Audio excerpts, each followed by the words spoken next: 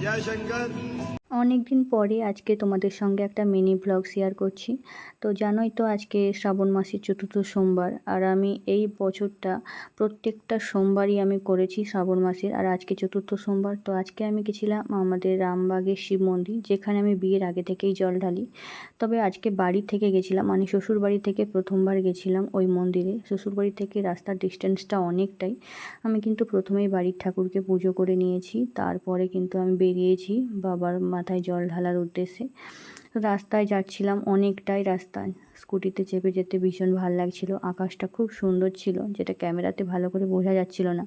অনেক রাস্তা পেরিয়ে অবশেষে চলে এসেছি মানে আমাদের মন্দিরে। এখানে আমি বিয়ের আগে থেকে অনেকবার জল ঢেলেছি। যেদিন থেকে আমি শিবের প্রতি আমার একটা টান আকর্ষণ এসেছে, এই মন্দিরেই প্রথম আমি জল ঢেলেছিলাম। তো আজকেও ভাবলাম এই মন্দিরে আসবো, তাই চলেও এলাম বাবার টানে।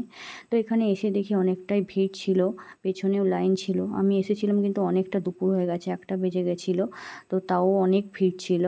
অবশেষে আমার বাবার মাথায় জল ঢালা শেষ হয়েছে। তো এরপরে আমি চলে এসেছি বাড়ি, আর রাস্তায় আস্তে আস্তে ভীষণ ক্লান্ত হয়ে পড়েছিলাম, কারণ সকাল থেকে কিছু খাওয়া নেই।